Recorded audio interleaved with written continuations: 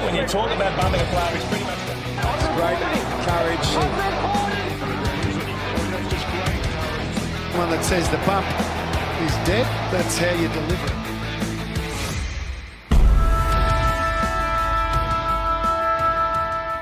What is going on, YouTube universe? My name is Trent and welcome to my AFL channel, The Hip and Shoulder, where we discuss everything Australian rules football. And today, for the first time in weeks, I am back with a SuperCoach video. It has been a while, I do apologise for that, but I've been making some big moves in SuperCoach over the last couple of weeks. I'm happy to share those moves with you all before diving into round 10 and the changes I'm going to be making, which are changes that I didn't intend on making because I did want to do some upgrades this week, but a double downgrade this week is going to bank me a lot of cash and it's going to guarantee me at least 3 primos moving forward.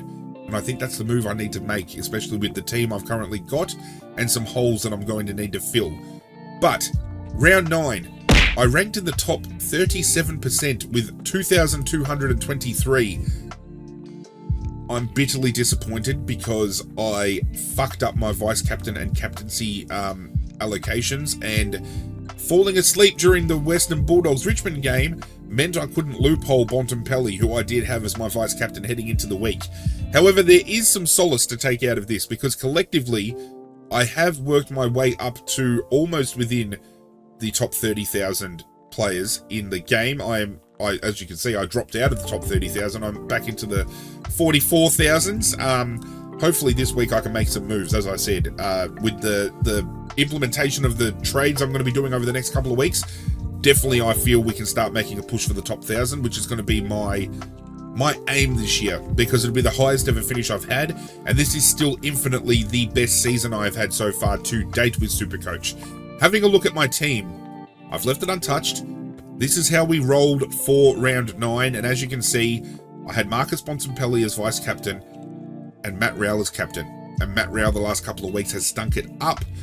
I am actually looking at potentially trading him out in the coming weeks, especially around the bye rounds, because since trading him in, he has returned a 60 and an 80. I have broken Matt Rowell, so if you are a Matt Rowell owner, I apologise for trading him in 2 weeks ago.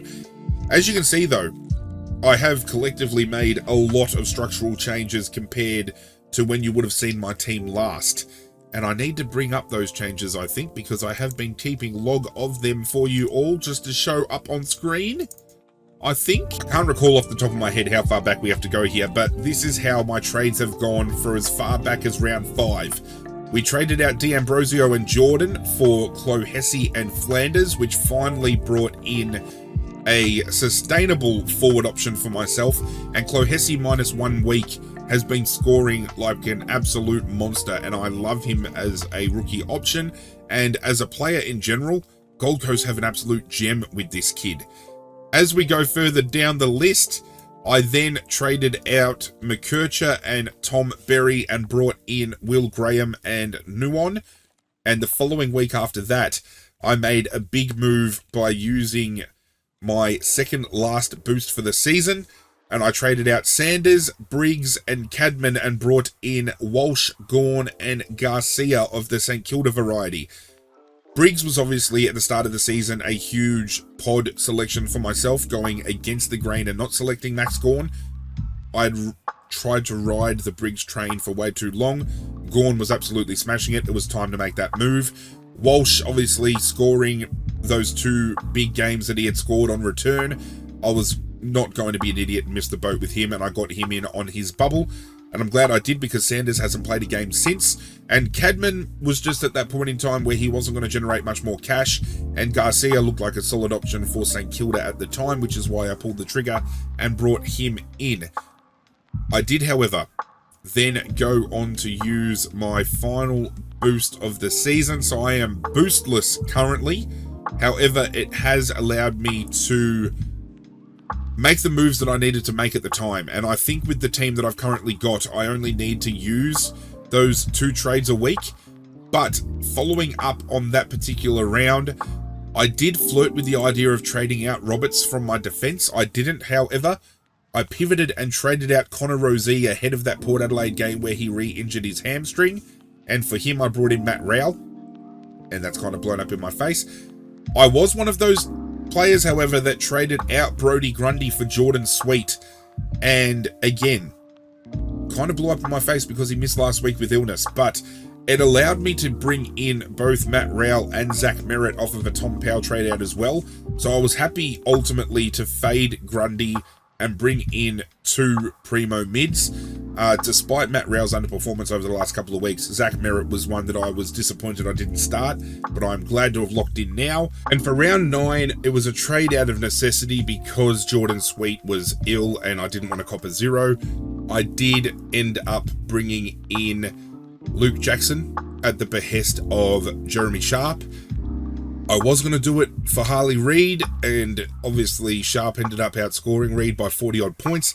Little bit disappointing, but I'm happy to get Luke Jackson in. He should score well enough to be a keeper ultimately, and the forward line is obviously a place where we're looking to find players that are going to be sustainably scoring well enough to keep, because that's the one line where it's a little bit shaky this year.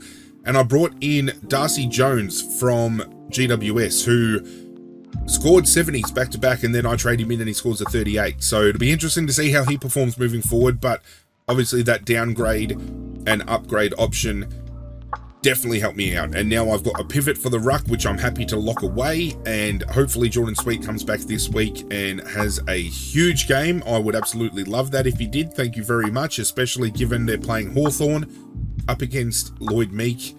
Should score well enough, I hope. Now, as I said before, I was looking to make certain trades last week, and those were trades I was looking to do this week as well. I've been looking at moving on Roberts from defence to bring in Nick Martin, who, yes, I did start at the start of the year and faded, but I faded him for Caleb Sarong, and I'm not going to look back on that decision. And another one I've been umming about this one. I've been looking at Josh Dunkley, who has only scored under 100, I think, twice this year. I think he might have scored under 100 last week as well, but prior to that, he only scored under 100 twice, both of which were incredibly close enough to 100 anyway. Very low ownership as well. I think he's only owned in 4% of teams, so that's a huge pod. I think we can skip on him this week. I'm just hoping skipping on him against Richmond isn't going to cost me points, because I feel he could go 150 plus. Similar with Nick Martin. Essendon taking on North Melbourne, he could absolutely lap it up. But the moves I am making this week are with 2 players that are currently on the out at their respective clubs. I don't know how long they're going to be out for. They've made enough cash in my eyes to drop and bank that cash. I'm currently sitting with 181,000. This is going to get me close enough to between 5 and 600k. We're going to be moving on Will Graham, and we're going to be moving on Jacob Weir. As much as I want to keep Graham around, he can't break back into that Gold Coast side. I don't know why. But we're bringing in 2 basement, price players here. We're bringing in Bruce Revel, who is on the bubble. He's a mid-forward, 102k. He, I think, has better job security than the second player we're going to select, especially with the injuries that Brisbane have sustained up forward, especially that to Lincoln McCarthy. I feel Revel can play in that role and really revel in the opportunity to do so. It also gives us a mid-forward swap again too, which I'm keen to bring on board. And the other one I'm bringing in is Lockie Sullivan. He's scored solid back-to-back weeks, and there's a lot of conjecture about whether or not people should bring him in, because when Tom Mitchell and Jordan De Goey are fit, will he make room for them? My opinion is, if a player is playing as solid as he has in the last couple of weeks, I don't think Craig McRae is the type of player, the coach rather, to drop a player like that. I feel they would find a way to have him in rotation if that meant he got less minutes off of the bench. That very well may be the case. But at the very worst case scenario, I'm picking up a player to use as a loophole option, and I don't really like having loopholes considering I'm sitting on Livingston in my ruck, which, again, though, has benefited me because now I've got that forward ruck pivot. Zach Reid has been non-playing for me for weeks. Obviously, he played the first game of the year, scored the 15 points, did his knee, and he's been done for weeks, but he is actually rumoured to be coming back within the next week or 2, which will be huge for us because we'll finally start getting some return for investment, because I think He could very well average 70 plus moving forward because I love him as an intercept defender. But these two moves, as I said, banks me 527,000. That will allow me to comfortably upgrade the likes of Matt Roberts and even Harley Reid next week. If I want to bring in someone into my forward line, I am heavily considering bringing in Dane Zorko. For those of you who have been following the Supercoach videos, you would know I started Dane Zorko over Isaac Heaney, faded him for Heaney, but now Zorko has become one of the most traded in players into people's forward lines. I should have stuck with him. But, again, I moved him on for Isaac Heaney, who has been an infinitely greater player. We have enough players in our forward lines that are scoring enough to get their cash up to put me into a point where I could bring in a Zorko off of a downgrade upgrade option. But this sets me up next week to pull the pin, as I said, on 2 definite upgrades with enough money left over to maybe facilitate a downgrade upgrade the following week. I'm happy to lock that in, though. Very happy to lock that in. And as we start doing the pivots around this week, we obviously move Jackson back to our forward line. We put Sweet back on ground. We put Jackson back on ground. Who is GWS playing? They're playing the Bulldogs.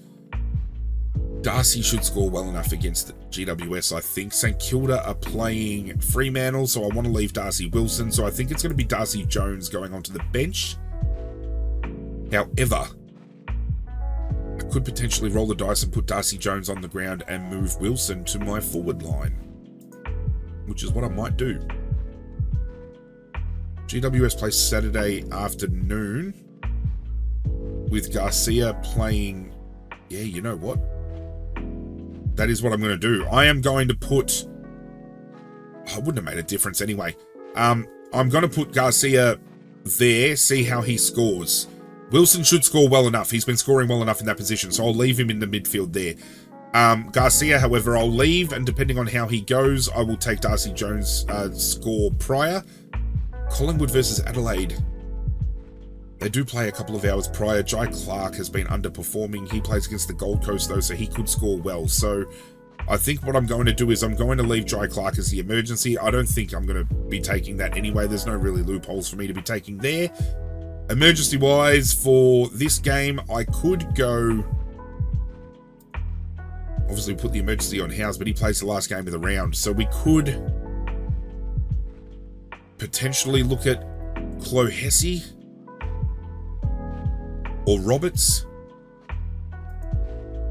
Let's go with Roberts, actually, because Essendon doesn't play till Sunday. So I'm going to put Roberts on the bench as the emergency, see how he scores.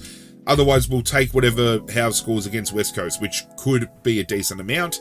Clohessy should score well enough against Geelong with no Tom Hawkins, with no Jeremy Cameron. Obviously running through the midfield as well. With the likes of Mitch Duncan out and Reece Stanley out, they could get first use of the ball. So it'd be interesting to see. Vice-captain and captain this week. I'm thinking rolling the dice on captain with Merritt against North. And I've been flirting with the idea of Sarong, but Ryan is very tasty thought as well. I think I've got to go Sarong, though. Outside of that, you could go Luke Ryan. Dacos against Adelaide, maybe. Houston against Hawthorn, maybe. I don't see much other points of difference here that are going to make up. I don't think Bontempelli will go monster against GWS. Could Rao go monster against Geelong? Who knows?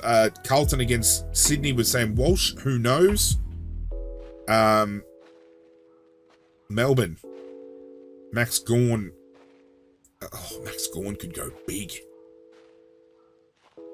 Oh, he could go really big. That could be a move as well I make. I could end up going Max Gawn in the end here, but that is how I'm shaping up for the weekend.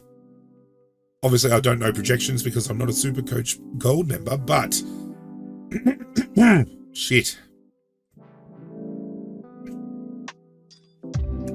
Hopefully those moves hold me in good stead. As I said, that guarantees me next week to bring in Dunkley and Nick Martin, the two that I've been targeting for weeks. I can then focus the following week on bringing in... look at the fixture, actually.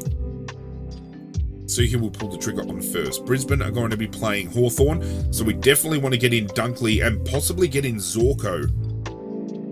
Essendon are going to be taking on Richmond. Oh, hang on. Essendon taking on Richmond. You want to bring in Nick Martin as well. So definitely bringing in Dunkley and Martin next week because they're going to score big. And then the following round, we start getting involved with the fucking buys again. Brisbane are going to have the first buy. So we don't have to rush on getting in Zorko until the following round, which is round 13, and he will be playing against the Bulldogs. So that works well for me. I'm happy to do that. This is my team for round 10. Fingers crossed it can get the job done. Now, I am a little bit worried about the Sullivan pick the more I think about it, but I think Finlay McRae has been playing with less capacity, so he's probably at risk of getting dropped ahead of Sullivan. Richards probably makes way for Lachie Schultz when Lachie Schultz comes back. I do think maybe now looking at it, Sullivan could be at risk of getting dropped for a Jordan De Goey or a Tom Mitchell. But with that being said, with the cash generation I'm getting, with the guaranteed trade up I can get for a Dunkley or a Martin, I am happy to take that cash. If it means Sullivan sits on my bench, as upsetting as it sounds, so be it. But if he does continue to play, he is going to make us a tasty amount of money. That being said, speaking of moneymakers, we did have a couple that played their first game for round 9. Probably the ones we want to keep an eye on moving forward is, as I just mentioned, Joe Richards coming out of Collingwood, scored 107. We had Josh Sin for Port Adelaide, 123k as well. He scored 50. I don't know whether he'll keep his spot, but one to keep an eye on. Joel Frazier, I don't know how to say it, I apologise.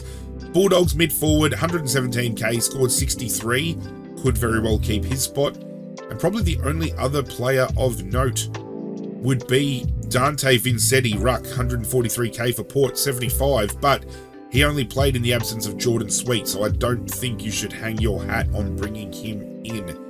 Outside of that, there are a lot of scores of 40s, and I don't know whether they're going to be good enough for you to keep. But definitely keep an eye on Joe Richards over the next couple of weeks.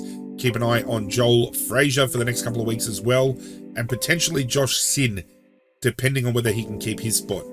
Because he's been one over the last 2 years that we could have brought in and hasn't been able to crack into that Port Adelaide team. So will this finally be his time? Who knows?